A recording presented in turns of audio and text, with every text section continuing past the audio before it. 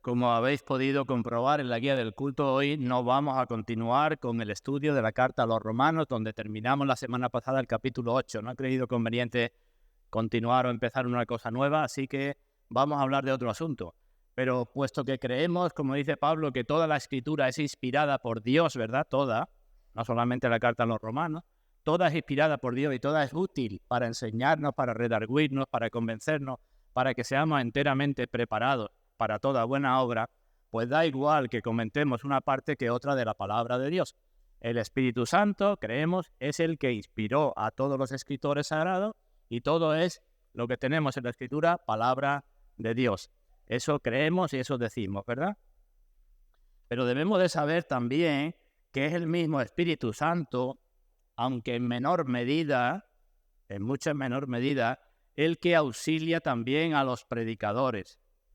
No a todos, sino solamente a los que Él ha designado, a los que ha cualificado y a los que, sin entristecerlo, tienen por objetivo glorificar a Dios. Así que es el mismo Espíritu, del mismo Espíritu dependemos todos los creyentes, los predicadores y los escritores del Nuevo y del Antiguo Testamento, los apóstoles y profetas, dependemos del mismo Espíritu. Y puesto que eso es así y lo creemos, vamos a comenzar pensando en una reunión hipotética que convoca el Espíritu Santo, no en persona, pero sí en espíritu. El Espíritu convoca una reunión en donde van a estar el apóstol Pablo, el apóstol Juan, el predicador Spurgeon y este que os habla también de casualidad. Y pensemos en un tema de esa reunión. Acabamos de leer en 1 Tesalonicenses que el apóstol dice: ahora vivimos si vosotros estáis firmes en el Señor. Y Pablo, que escribe eso, pues lo explica. En esa hipotética reunión, Pablo explica lo que quiere decir con eso: nosotros vivimos si vosotros estáis firmes en el Señor. Y lo explica un poco más tomando otro pasaje suyo de la carta a los Gálatas, donde dice: hijitos míos, por quienes vuelvo a sufrir dolores de parto hasta que Cristo sea formado en vosotros. Así que Pablo habla y expone acerca de ese asunto. Vivimos si estáis firmes, y si todavía sois débiles, vuelvo a sufrir dolores de parto. Una vez que Pablo termina, Juan dice lo que va a ser objeto de nuestra meditación esta mañana y que podemos leer en su tercera carta de Juan, versículo 4. Juan confirma lo que ha dicho Pablo y sigue ahondando en ese tema y sigue explicando.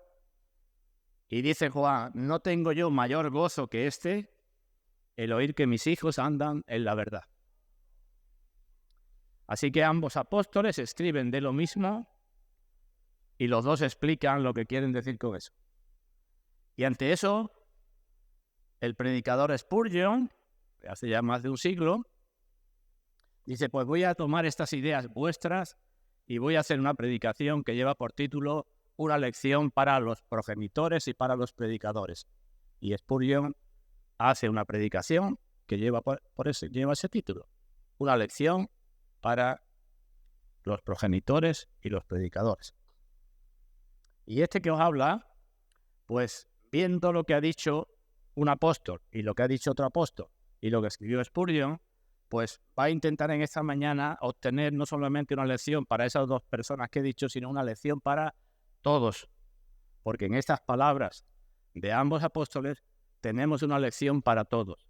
Para los padres, carnales o naturales y espirituales, para los predicadores, para los hijos, para todos los cristianos y también para, si hay presente algún incrédulo, también para algún incrédulo presente.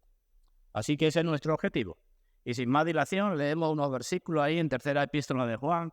Voy a leer desde el versículo 1 hasta el 4 y ahora pedimos la bendición del Señor. Dice Juan: el anciano Gallo.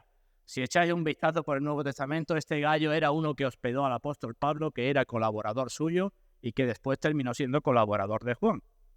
Como sabemos, el apóstol Juan vivió muchos años después que el apóstol Pablo. De este Gayo se habla en el libro Hechos de los Apóstoles, en la carta a los Romanos, en primera carta a los Corintios. Es uno de los pocos que fue bautizado por Pablo. Bueno, pues dice Juan, el anciano a Gayo, el amado a quien amo en la verdad. Amado, yo deseo que tú seas prosperado en todas las cosas y que tengas salud, así como prospera tu alma. Es decir, Juan dice, lo primero es que prospera tu alma. Y así como sé que prospera tu alma, deseo también que seas prosperado en otras cosas. No al revés. No a ver si prosperas en todas las cosas y después prospera tu alma, sino porque veo que estás firme en el Señor y que prospera tu alma, por eso puedo pedir a Dios que prosperes en otras cosas. Porque la prosperidad en otras cosas puede traer un debilitamiento de la fe si uno no está firme en el Señor. Así que deseo que seas prosperado en todas las cosas y que tengas salud, no para que te vayas de vacaciones tranquilamente, sino para que trabajes mejor para el Señor, así como prospera tu alma. Versículo 3. Pues mucho me regocijé cuando vinieron los hermanos y dieron testimonio de tu verdad. Algo parecido a lo que he dicho de Pablo, ¿verdad? En Tesalónica. Vinieron unos hermanos al apóstol Juan y dieron testimonio, dice, de tu verdad, de cómo andas en la verdad. Las noticias de Gayo. Y ahora Juan, en plan general, dice, no tengo yo mayor gozo que el oír que mis hijos andan en la verdad. Bueno, pues vamos a pedir la bendición del Señor y ahora comenzaremos. Vamos ahora. Padre nuestro, tú que sabes lo que hay en los corazones de todos los presentes, tú que conoces nuestros pecados y nuestras debilidades, a ti acudimos en esta mañana y te damos gracias porque nos permites estar reunidos y te pedimos perdón por esos pecados y te pedimos por cuantas cosas pueda pagar tu Santo Espíritu y que impida o obstaculice lo que tú quieras decirnos en esta mañana. Pedimos, Padre, que tú abras nuestras mentes y nuestros corazones de todos los presentes, mayores y pequeños, para que todos nos demos cuenta de aquello que tú deseas, de aquello que tú pides, de aquello con lo que tú eres glorificado, de aquello con lo que tú te gozas por medio de nosotros.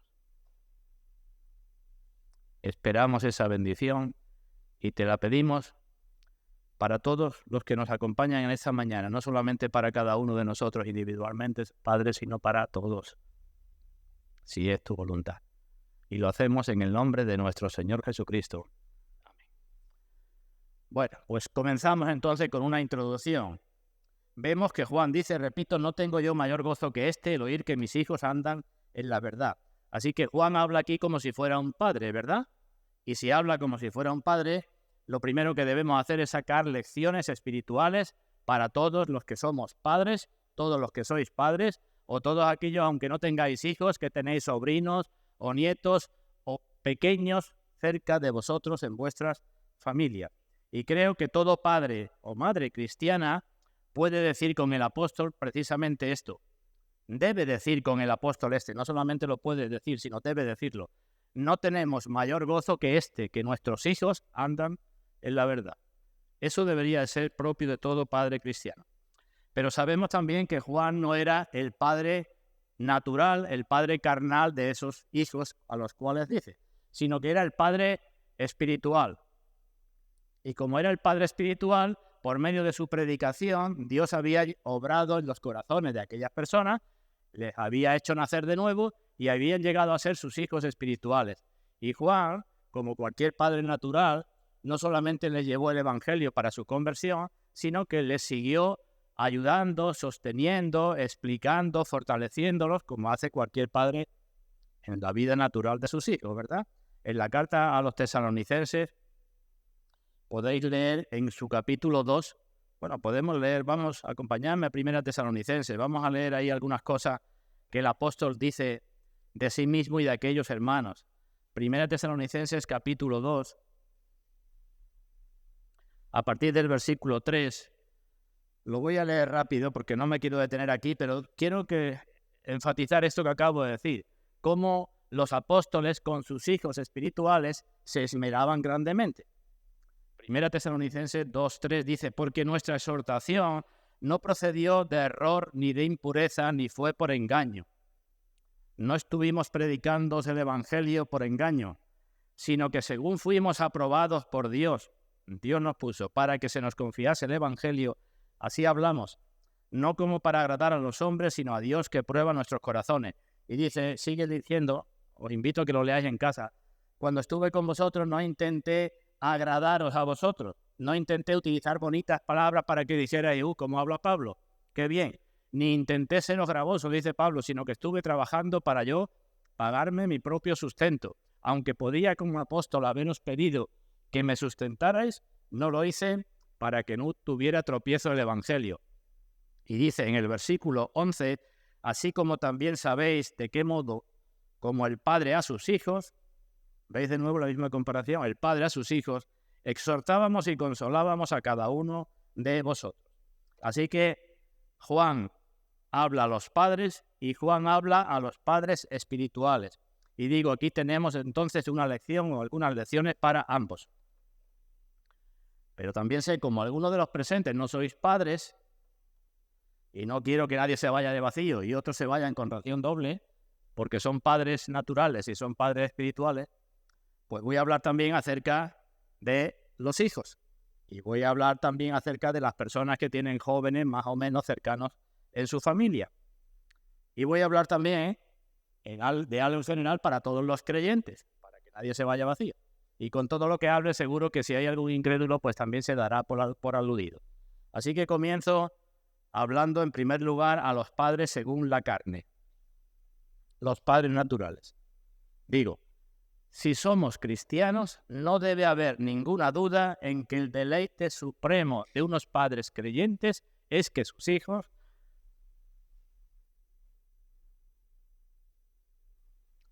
anden en la verdad. Lo repito. No debe haber mayor gozo en unos padres creyentes que el ver que sus hijos andan en la verdad. No debe haber mayor alegría, ni mayor paz, ni mayor descanso. Y por el contrario, para unos padres creyentes, el mayor pesar en su vida, la mayor tristeza en su vida, tiene que ser el no poder decir lo de antes. Así que esto es lo que debe ser y lo que debe suceder en ambos casos, tanto si los hijos andan como si no andan, es la verdad. Pero como esto implica varias cosas, me voy a detener en algunas lecciones más. En primer lugar, no es posible que unos padres se gocen, dice Juan, el mayor gozo cuando sus hijos andan en la verdad, a menos que ellos también anden en la verdad. Primera cosa. O lo digo de otro modo. Cuando unos padres no tienen este convencimiento de mayor gozo o de mayor pesar por la salvación de sus hijos, esos padres pueden dudar de su propio cristianismo. Seguramente todavía no son cristianos o son muy débiles en la fe. El mayor gozo para los padres y el mayor pesar para los padres tiene que ser por esto. Decía Spurgeon, ningún lobo ora para que su lobezno se convierta en una oveja. ¿Qué quiere decir esto? Que ningún padre incrédulo se preocupa por el alma de su hijo ni por la piedad de su hijo, porque no se preocupa ni por su propia alma ni por su propia piedad. Así que no es imposible, ¿verdad? Conocemos a muchos casos de esto. No quiero nombrar a nadie de otra religión, pero conozco personalmente a muchos padres que le dicen a sus hijos, hijo, el domingo es bueno que vayas a misa. Y tú, papá, no, bueno, para mí no es necesario, pero para ti es bueno que vayas. Esto es lo que me estoy refiriendo, ¿verdad? Es de lógica que sea así. Vamos a la Escritura y vemos que Abraham oró a Dios por Ismael. Y todos sabemos lo que dice la Escritura de Ismael. Pero Abraham, como creyente, pedía a Dios por su hijo Ismael. En cambio, vamos a la Escritura y no vemos en ningún sitio que Ismael pidiera a Dios por sus hijos. Tenéis la cita, en ninguna parte encontramos a Ismael orando por sus hijos. Así que, queridos todos, me gustaría tener mayor seguridad en todos los presentes, pero temo que algunos no puedan repetir esto que dice Juan. Y temo que muchos verdaderos cristianos estén muy desorientados con respecto a este asunto. Muy desorientados. Hay padres cristianos y no cristianos cuya mayor satisfacción y tranquilidad es, por ejemplo, si los hijos gozan de buena salud. Estoy tranquilo si mi hijo o mi hija goza de buena salud, pero les preocupa muy poco si tienen la peor enfermedad de todas. ¿Cuál es? Decimos la lepra del pecado. Hay padres cristianos y no cristianos que están muy satisfechos porque sus hijas sean de buen parecer y estén sanas y sean de buen parecer, pero no les interesa, no se preocupa demasiado si sus hijas son así de buen parecer delante de Dios. Hay padres cristianos y no cristianos que les compran a sus hijos las mejores zapatillas de deporte, pero les preocupa muy poco si con esas zapatillas están por el camino ancho andando derecho al infierno. Hay padres cristianos y no cristianos que cuando sus hijos son listos o son hábiles en los negocios o tienen una buena profesión, están contentos y no se preocupan si no dan ninguna señal de haber creído. Podría seguir. Por tanto, padres cristianos y aquellos que no lo sois, pero que tenéis hijos, sobrinos, nietos, jóvenes cerca de vosotros. Lo más importante para ellos no es que saquen buenas notas, ni que estén preparados para la batalla de este mundo. No es lo más importante. Lo más importante es que estén preparados para otra batalla mucho mayor, espiritual, para la cual se precisa de una gran armadura y que tiene un premio mucho más elevado que el que puede dar el mundo. Y no podemos tener verdadero gozo, gran gozo y tranquilidad si nuestros hijos ganan el mundo, pero pierden la corona de la vida. Así que no es simplemente que nuestros hijos se casen bien, tengan un buen trabajo o sean ricos y entonces ya podemos dormir tranquilamente. No es eso. ¿Cómo van a estar tranquilos unos padres cristianos cuando sus hijos tienen tesoros en este mundo, donde dice el Señor, la polilla y el orín corrompen, pero no tienen ningún tesoro en el cielo? Y ante esto, padres y tíos y todos los presentes nos tenemos que preguntar si nosotros somos verdaderamente cristianos. Si la mayor fuente de gozo es esto que estoy diciendo y que nos dice Juan. No digo que no haya otros motivos de gozo.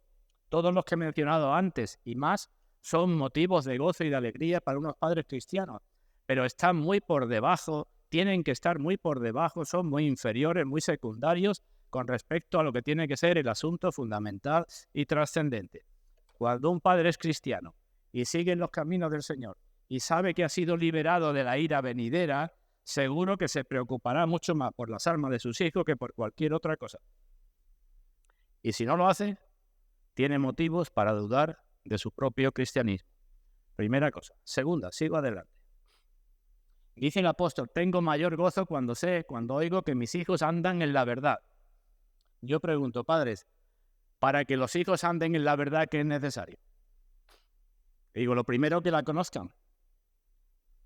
Si quieres gozarte con que tu hijo ande en la verdad, tú te tienes que preocupar por enseñarle la verdad a tus hijos. Es que es elemental, ¿verdad? Y no puedes delegar eso a la iglesia o a la escuela dominical. En la iglesia, la primera iglesia tiene que ser en tu casa como padre o como madre. Si quieres tener el gozo de que tus hijos anden en la verdad. Está claro que la salvación es por gracia, ¿verdad? No va a ser por el aprendizaje. Pero es necesario, en primer lugar, que los hijos conozcan la verdad. Y hay muchos padres cristianos que se olvidan de esto.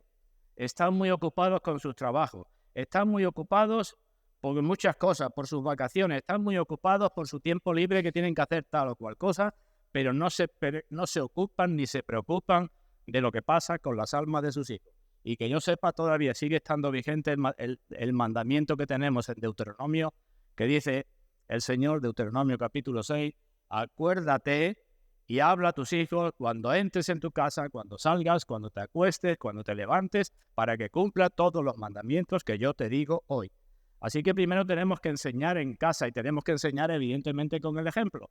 No vayamos a ser como esos otros que dije antes, hijo, anda, ve a la iglesia, que a mí me interesa muy poco, hijo, anda en la verdad, pero yo no ando en la verdad. Así que lo primero es eso.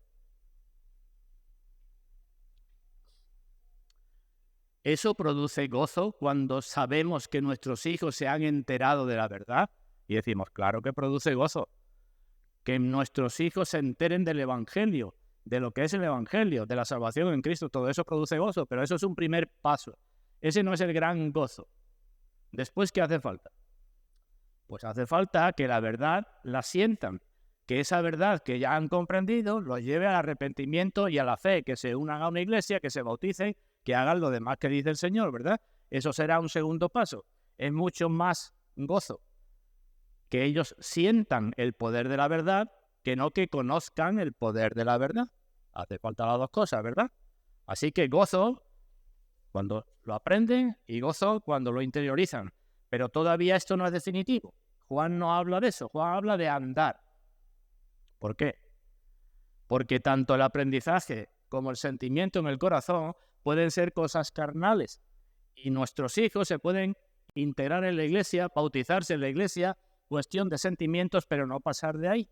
Así que el mayor gozo, como dice Juan, es cuando vemos a nuestros hijos ya en una vida andando en la verdad, manteniéndose firmes en la fe, practicando lo que el Señor dice, creciendo en santidad. Ese es el mayor gozo, que anden en la verdad, cuando muestran que aquello que conocen o aquello que dijeron que creían no fue cuestión de un día, sino que siguen y siguen.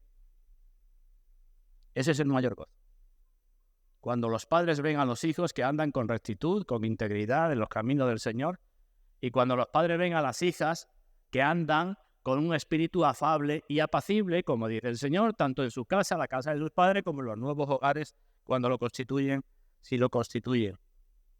No tengo yo mayor gozo que esto. Y los padres cristianos creo que debemos decir amén y amén. Y es el mayor gozo porque no hay peligro de que nos sobrepasemos. Las cosas de este mundo tenemos todos que tener mucho cuidado con todas, porque si nos pasamos, seguramente terminamos pecando. Cosas que son lícitas tenemos que ponerle un freno. Pero en esto, que procede del Espíritu Santo, de la obra del Espíritu Santo en nuestras vidas, cuando nos gozamos, y en las vidas de nuestros hijos, porque andan en la verdad, aquí no hay miedo de sobrepasarse, porque es algo que proviene de Dios. Así que no tengo yo mayor gozo, padre cristiano, que mis hijos anden en la verdad. Sigo adelante. Tercer paso. ¿Y por qué ese gozo tan grande? Ya he dicho que es mayor que el ser rico, tener trabajo o cualquier otra cosa. ¿Por qué ese gozo tan grande? Tenemos la respuesta en la Escritura. Si os acordáis, el rey David tuvo que huir de su hijo Absalón. Y a él, en la huida, en el destierro de Jerusalén, le acompañaron ciertas personas. Y cuando Absalón murió y David volvió, regresó, esas personas regresaron con él. Y entre ellos había un anciano llamado Barzillai.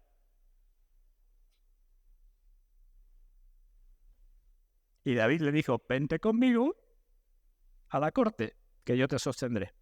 El anciano Barzillai le dijo, ya soy viejo, no voy a ser para ti más que una carga. Déjame que me quede en mi pueblo y acepta a mi hijo para que mi hijo sea el que te sirva.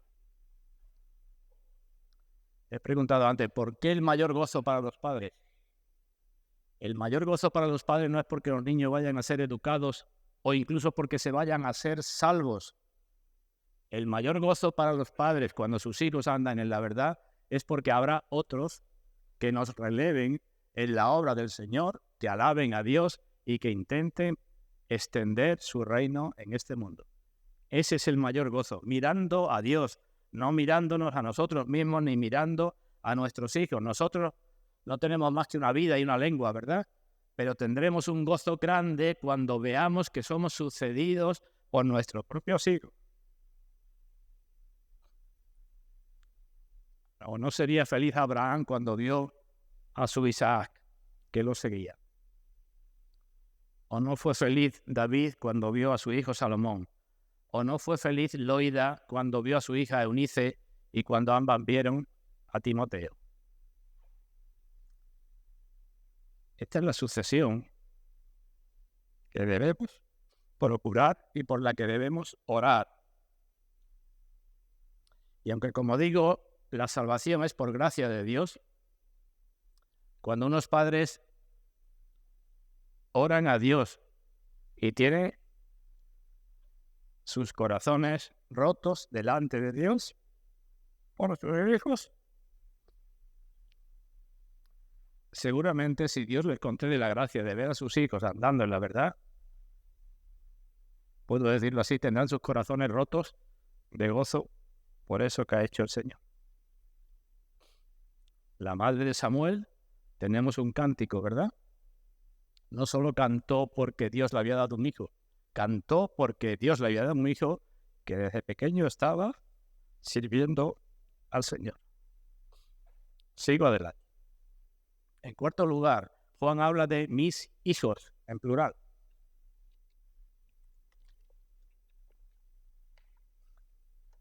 No es una gran bendición que en una familia de varios hijos uno se convierta, decimos, una bendición enorme. Pero eso no quita para que los padres sigan orando por la salud espiritual, por la salvación de todos sus hijos, de todos sus hijos.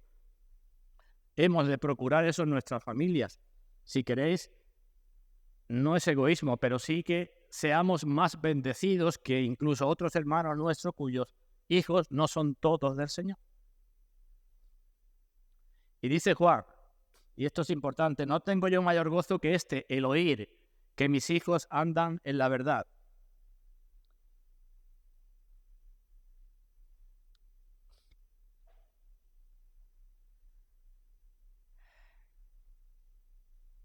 El oír que mis hijos andan en la verdad. Yo estoy seguro que todos los presentes desean que sus hijos estén andando en la verdad, ¿verdad? Pero ¿cuántos hemos dicho con Moisés cuando el pueblo de Israel hizo el becerro de oro? Dios dijo, no va a quedar aquí ninguno. Y Moisés pidió por el pueblo y le dijo a Dios, perdónalos, aunque a mí me tengas que borrar de tu libro. Algo así. O con ese sentimiento deberían orar los padres cristianos por todos sus hijos. Y es lícito que se siga orando aunque su hijo sea un Esaú o un Ismael o un Absalón.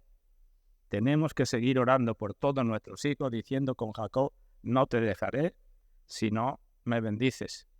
Además, los hijos incrédulos son motivos de muchas aflicciones, de noches de desvelo, de muchos problemas,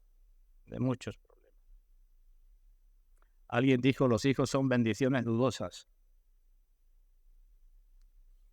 porque pueden ser grandes bendiciones, pero también pueden hacer sangrar mucho los corazones de los padres. Un hijo que sea ingrato, que sea impío, que salga por peteneras, es una cruz difícil de llevar. Y en quinto lugar, hemos de mirar también más allá de la vida. Mayor gozo porque miramos más allá de la vida. En el cielo no hay lágrimas, ¿verdad? No habrá lágrimas. Pero si las hubiera, si las hubiera.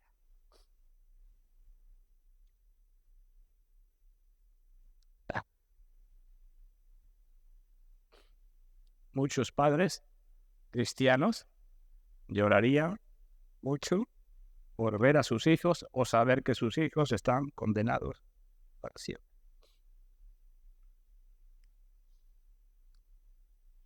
Como hay jovencitos en esta mañana, les hablo a ellos también. ¿Sabéis que algún día os vais a separar de vuestros padres? ¿Lo sabéis? La muerte os va a separar de vuestros padres.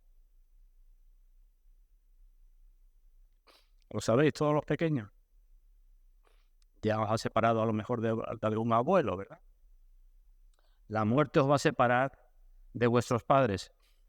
Y quizás, si no sois del Señor, la muerte de alguno de vuestros padres os sirva para que os acerquéis al Señor, aunque yo dudo que eso sea algo eficaz. He conocido a hijos que eran un desastre y cuando ha muerto el padre he dicho, ya no voy a hacer más esto. Cuando ha pasado el tiempo del luto, vuelta otra vez donde mismo. Así que, si queréis dar gozo a vuestros padres, andad en la verdad mientras vuestros padres vivan. Porque también puede suceder lo contrario, que muráis vosotros antes que vuestros padres. También puede suceder eso, porque creemos que todos vamos a llegar hasta 80 años, pero no sabemos lo que va a pasar mañana. No es extraño hoy que está sucediendo con muchos niños y jóvenes que mueren repentinamente y ya está, ¿verdad? Pues pensad un momento, ¿cómo estarán vuestros padres cristianos, que saben que oirán las palabras, venid benditos de mi Padre al reino preparado para vosotros desde antes de la fundación del mundo? ¿Cómo estarán esos padres cuando saben que vosotros, si seguís sin creer en el Señor, vais a oír las palabras, apartaos de mí, malditos, al infierno preparado para el diablo y sus ángeles? De la misma boca saldrán las dos cosas.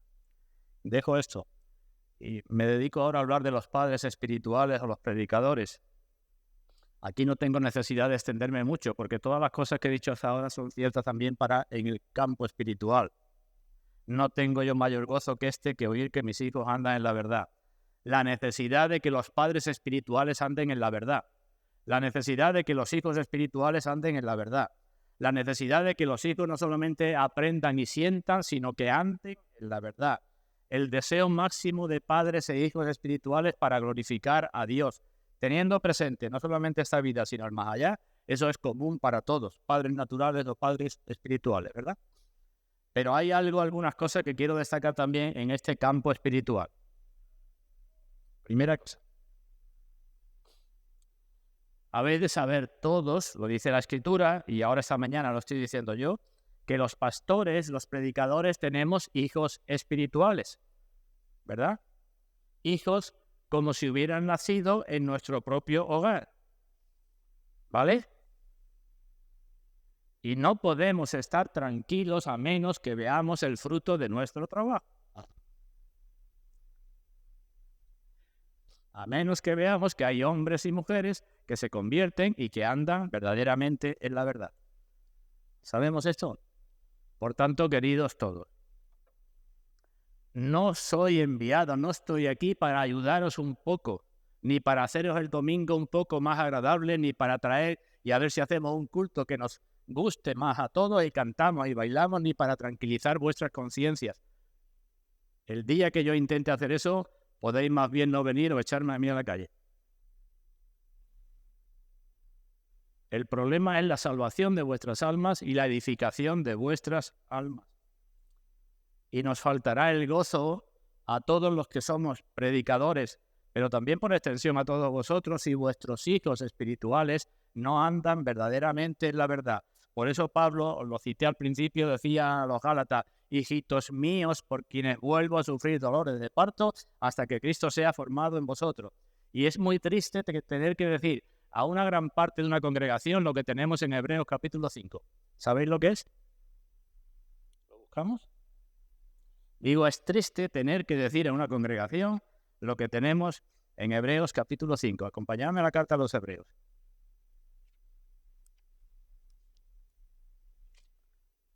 Hebreos capítulo 5.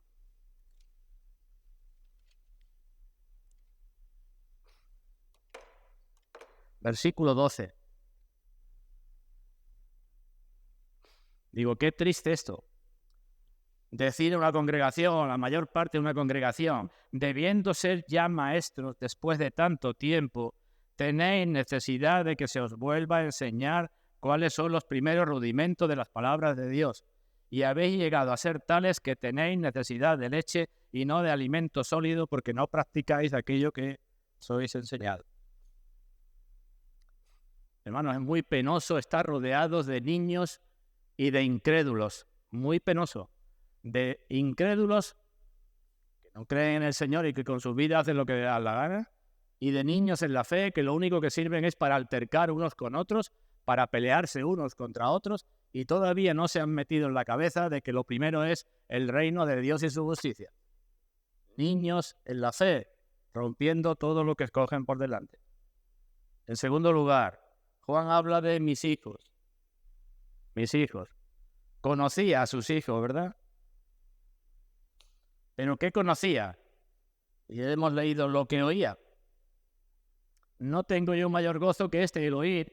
Escribe la carta. Gallo estaba en otro lugar y Juan oía lo que se decía de este gallo y de otros de sus hijos, ¿verdad? Pues es muy importante lo que oímos acerca de los hijos espirituales. Importantísimo. Queridos todos, habéis de saber que todos los que venimos a esta capilla con normalidad, frecuentemente, todos somos muy observados por los ojos del mundo, todos. Y ciertamente esos ojos son poco amigables y muy críticos. Y esto que oímos puede traer mucho gozo, mucha tristeza a los corazones de los pastores. Qué pena es cuando una persona del mundo se acerca y me dice o nos dice, pues fulanito o menganita va también a tu iglesia y mira lo que ha hecho, lo que ha dicho, y uno se tiene que callar porque sabe que es verdad. Qué triste eso, qué pena. Nos llegan noticias de todos ustedes prácticamente, y no porque seamos policías, sino porque el mundo tiene un ojo de águila mirando.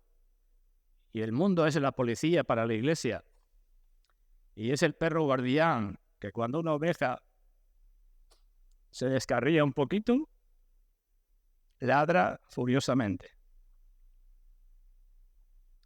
Así que no tengo yo mayor gozo que ver que todos los que asisten a esta iglesia andan en la verdad. Pero tengo que decir que esto es poco frecuente que se oiga esto. No dependemos de los comentarios del mundo. Pero no es frecuente que alguien diga, hay que ver cómo anda, lo bien que anda, o... Tenemos que preguntarnos qué es lo que te caracteriza a ti en tu andar. ¿Por qué te conoce la gente?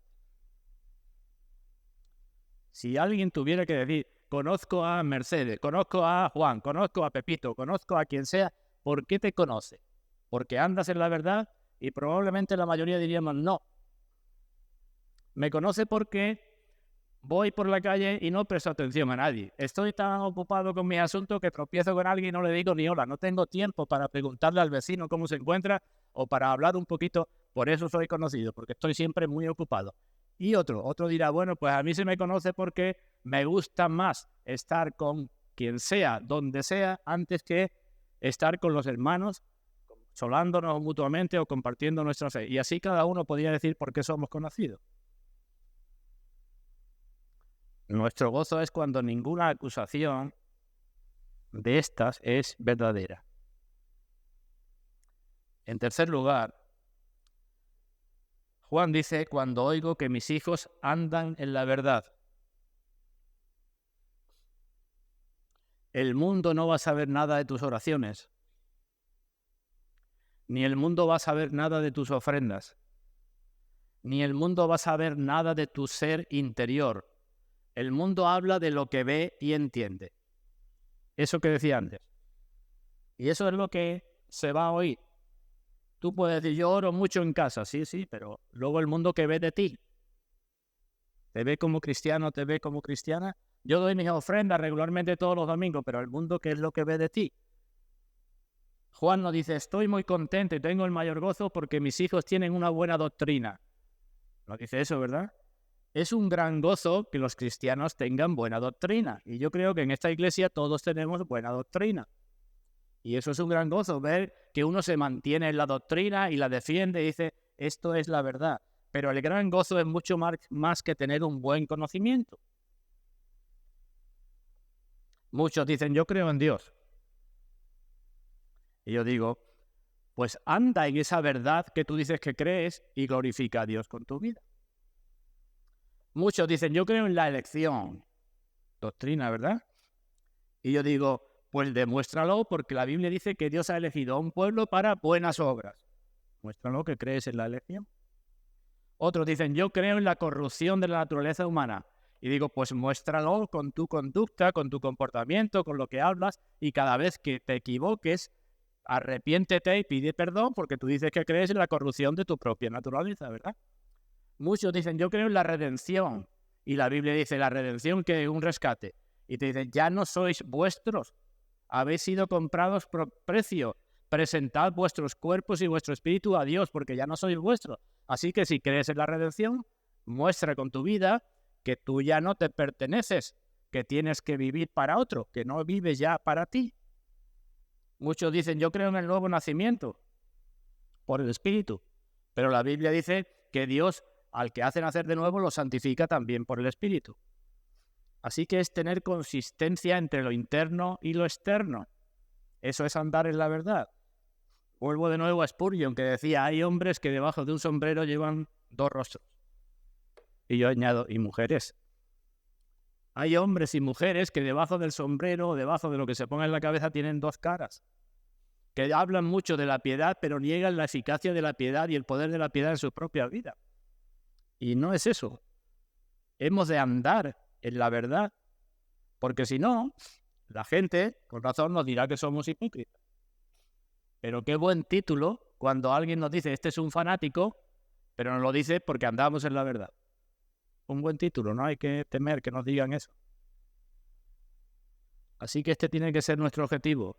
No saber doctrina, ni que seamos de tal o cual denominación, ni hacernos los domingos agradables, sino que seamos, como dice el apóstol Pedro, santos en toda nuestra manera de vivir, en toda nuestra manera de vivir. Y en cuarto lugar, quiero decir también para todos, estoy mezclando cosas, que andar en la verdad implica un gran coste. Hijos, he dicho antes, si queréis que vuestros padres gocen, andar en la verdad. Y padres, andar en la verdad. Pero para todos esto supone un gran coste. Pero es lo que vemos en la historia del cristianismo, ¿verdad? Los cristianos han estado dispuestos a defender la verdad, a mantener la verdad y a mantenerse ellos en la verdad, costara lo que costara. Y cuando Juan veía eso y oía eso, dice, no tengo yo mayor gozo que este. El Señor Jesucristo en la carta a los Hebreos se dice que por el gozo puesto delante de él, sufrió la cruz, ¿verdad? Lo mismo. Tenía un gozo tan grande delante de él que sufrió la cruz menospreciando el oprobio. ¿Y cuál era el gozo? Tener una iglesia gloriosa sin mancha ni arruga ni cosa de qué avergonzarse, ¿verdad? Pues si ese es el gozo del esposo, el mismo tiene que ser el gozo de los amigos del esposo, como dice Juan, ¿verdad? Si el esposo se goza en esto, en que su novia sea sin mancha ni arruga, el gozo de los cristianos tiene que ser también en eso mismo. Así que lo repito, la santidad es costosa, pero hemos de llevar la cruz cada día. ¿La cruz dónde? En todos los lugares, ahí donde te toca. ¿Cómo vas a ir mintiendo a un sitio y después decir a ver si el Señor me ayuda? ¿Cómo vas a ir haciendo lo que te dé la gana con tu vida y luego decirle, Señor, a ver si salvas a mis hijos? ¿Cómo vas? Tienes que llevar la cruz cada día. ¿Dónde? En tu casa, en el taller, en el negocio, en el instituto, en la universidad, donde el Señor te haya puesto. Tienes que llevar la cruz cada día, porque al Señor lo glorifica únicamente un pueblo santo que lleva la cruz. Y muchos que dicen que son cristianos son enemigos de la cruz de Cristo, dice Pablo, porque solamente buscan su propio vientre, su propio bienestar, su propia comodidad. Eso de la cruz no, la cruz la dejo. Pues si quieres dejar la cruz de lado, es que no eres cristiano, es que eres enemigo de la cruz de Cristo. Andar en santidad, queridos todos. Y dejo este asunto también. Si verdaderamente amáis la Biblia, ¿la amáis? Si verdaderamente amáis al Señor, ¿lo amáis? Si verdaderamente amáis a Dios, si verdaderamente amáis a vuestros hijos o a vuestros parientes, a vuestros sobrinos, si verdaderamente amáis a las personas que os rodean, si verdaderamente amáis a vuestros pastores y predicadores, si verdaderamente amáis eso, tenéis que esforzaros por ser un pueblo santo. Si no queréis traer tristeza sobre tristeza, si no queréis crucificar de nuevo a Cristo, si no queréis deshonrar el Evangelio, tenéis que esforzaros por ser un pueblo santo. Y si no queréis esa cruz, pues no digáis que sois cristianos. Y ya está. Y si en algún momento os dais cuenta de vuestro pecado, pues el Señor al que se arrepiente y se vuelve, siempre le hace un banquete. no le dice al pródigo, quédate por ahí. Y sigo adelante. Lecciones para los padres, aunque he metido algo de los hijos. Lecciones para los padres espirituales, aunque he dicho algo de los padres espirituales. Me centro ahora un poquito, aunque sea rápidamente, en los hijos, tanto naturales como espirituales. Aunque ya he dicho muchas cosas. Solo quiero destacar 2 cosas para los hijos. Tanto los carnales como los espirituales. Muchas veces los hijos no entienden a sus padres, ni a los naturales, ni a los espirituales. Sucede, ¿verdad? Muchas veces a los hijos, tanto naturales como espirituales, no les preocupa ni les interesa el gozo o la tristeza que puedan ocasionar en sus padres. Y muchas veces los hijos no reconocen la bendición que es tener unos verdaderos padres que andan en la verdad, tanto carnales como espirituales. Me dirijo otra vez a los pequeños. Si os da igual que vuestros padres anden o no en la verdad, es decir, que sigan o no el camino del Señor. Y si os da igual que vosotros traigáis gozo o entristezcáis a vuestros padres, es porque vosotros no andáis en la verdad. Y solamente voy a citar unos cuantos pasajes, no me detengo, solamente los cito. En la carta a los Colosenses dice el Señor: hijos, obedeced a vuestros padres en todo, porque eso agrada al Señor. En la carta a los Efesios dice: honra a tu padre y a tu madre, que es el primer mandamiento con promesa, para que te vaya bien y seas de larga vida sobre la tierra. En la carta a los Hebreos dice: obedeced a vuestros pastores y sujetaos a ellos, porque ellos velan por vuestras almas como quienes han de dar cuenta, para que lo hagan con alegría, con gozo, y no quejándose, porque esto no os es provechoso.